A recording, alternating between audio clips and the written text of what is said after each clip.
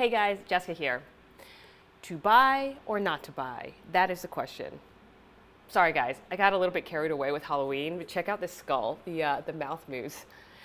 Anyway, I wanted to talk today about renting versus buying. I know this is a question that a lot of us have, and it can get pretty emotional as well. Like, a lot of people feel like, oh, hey, I'm getting married, I need to buy a house. Or, hey, I'm turning 30, I need to buy a house.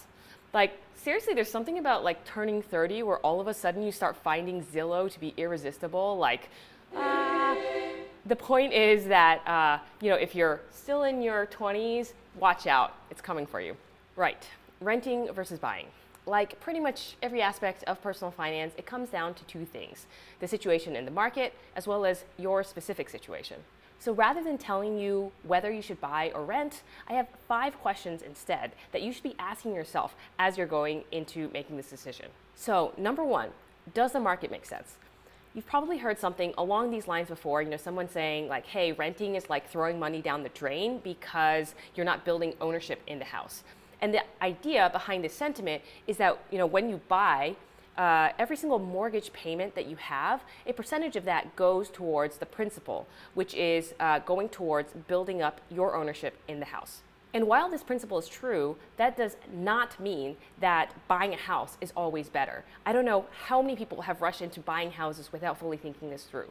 That benefit of building ownership may not make sense, for example, if the price of the house is way high compared to rents in the area, or potentially the interest rate that you get on the mortgage is really high. Whatever it is, you have to actually do the math. One more thing to say on this. Even if you get a monthly mortgage payment that is equal to or lower than rents in the area, that still doesn't necessarily mean that it makes sense to buy. The reason is because the monthly mortgage payment is only one portion of monthly housing costs when you buy. There are other costs, things like property taxes, HOA fees, and hey, now maintenance and repairs are actually now on you. You don't have a landlord to complain to anymore. So you have to take into account all of these different things before figuring out whether or not it makes sense. Luckily, you don't have to figure out all that math entirely on your own. For one, you can check us out at Uprise. I'll link to us in the description below. But basically, we can help take a look at your specific situation, run the numbers, and let you know what makes the most sense. We do it completely for free. The other thing is, if you want to do some more of this math on your own, there are some great calculators on the internet as well. NerdWallet has one, Smart Asset has one. So I'll link to both of those below. We recommend the one from NerdWallet. And basically, these calculators take into account all the things I was mentioning before. So things like property taxes, HOA fees, inflation, closing costs, stuff like that, to figure out whether or not it makes sense to rent versus buy. The second thing is, what are your plans? Just because the calculator spits out a number doesn't mean you're done. There's still a big component of this, which is sort of understanding yourself. What are your plans? What is your specific financial situation? So talking about plans first. How long do you plan to stay in the house? You'll probably see from some of these calculators that there's normally a break-even point. Say if you stay in the house for at least 3 to 5 years, then it makes sense to buy. And if you stay in the house for less than that, then it makes sense to rent.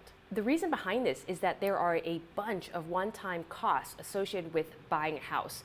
So closing costs include things like title insurance, appraisal fees, credit check fees, things like that. And because of these one-time costs, it takes more time for that investment to sort of pay off. And so if you turn around and sell it very quickly after buying the house, then you're incurring another round of those one-time costs. And it just makes it a lot harder for that investment to be worth it. Basically, the last thing that you want to do here is to sink a ton of money into a house and then realize 1 month later that you hate the neighborhood and you want to get out of there. This is why, if you're less than 100% sure that this is the house that you want to buy, then consider renting. So number 3 talks about your specific financial situation. And yes, I am talking here about the down payment. Do you have that 20% of the purchase price of the house to put into the down payment? But it actually goes a lot deeper than that as well. So a few other things to be thinking about. Before you buy the house, you want to make sure that you have a steady job with a steady income coming in. The reason is because lenders will look at your monthly income to determine, whether to give you a mortgage and at what terms. Another thing to think about is your emergency fund. You want to make sure that you have 3 to 6 months of expenses saved up separate from any money that you put into the house buying a house should not come at the expense of being able to cover, one-off expenses that may come up. Also, having an excellent credit score is also super key. You are entering into this long-term, huge loan, and so you want to make sure that every single credit goes towards lowering your mortgage.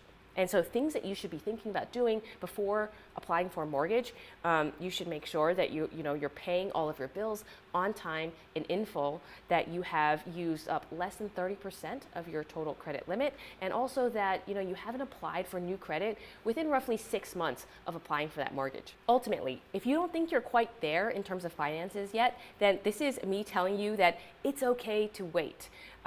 Buying a house is such a big deal, and you don't want to be locked into something that you can't get out of. Number 4 is about flexibility. So even if all of the things that I said before are true, so your financial situation is amazing, you plan to be there for 5 years, the local area, it says it makes sense to buy, even then it still may not make sense for you to buy, and here's why. So quick story on this. I have a friend who bought a house a few years ago and now regrets it. And the main reason behind this is that he doesn't feel like he has flexibility in his career anymore. He wants to, go off, do his own thing, be an entrepreneur, but he doesn't have that flexibility because that mortgage payment that he signed up for is so large that he's now locked into a big company salary. So the point here is that you should be thinking about your plans for the future. Do you want to take a sabbatical? Do you want to travel the world? Do you want to go to grad school? Do you want to start your own thing? All of these kinds of things will in the future eat into your ability to pay for a big mortgage. And so you should be thinking about how you prioritize having that flexibility to pursue things like that versus having a house. And the last piece, after everything that we've just said, is figuring out whether or not you're making a good investment with this purchase. In order to make this call, you really have to take the time to get to know the place and the property. So, do you like your neighborhood? Do you like your neighbors? How close are you to things like the grocery store and the hospital and restaurants and things like that? Have you gone through the entire property and checked every single last detail, including things like, do the plugs all work? Do not, on a whim, buy a place that you've only seen on the internet. There are so many horror stories that I've seen on TV of people who've gone and done just that. And that's it. I hope you guys found this helpful. And the last thing I want to say on this is that it's worthwhile to, be thoughtful about why you want to buy a house in the first place. Especially if it's FOMO that's driving it, then it's really important to be honest with yourself about that. If you've done the research, if you love the house and you have the financial means in order to do this, then that's one thing.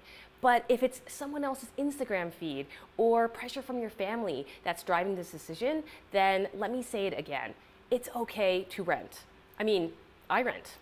All of my friends these days are going off and buying houses, but what was important to me was that, I wanted that flexibility to be able to start my own company and do my own thing and had to do what made sense for me. And at the end of the day, that's what matters, right? You have to do what makes sense for you and not for anybody else. So if there's any uncertainty around this decision, then that's one of the biggest pros of renting, which is that you have the flexibility, you're not locked in, and you can sort of keep that decision in the back of your mind for when it actually does make sense. If you're still struggling with whether to rent or buy, feel free to ask us questions in the comments below. And also make sure you sign up for Uprise. We make Wall Street level financial plans entirely for free. So we can help you figure out a ton related to the questions on housing and also just personal finances in general. On average, we've put $100K in net worth back into people's pockets. Other than that, if you'd like to see more videos like this one, please give us a thumbs up, hit that subscribe button, and click that bell for notifications. See you guys next time.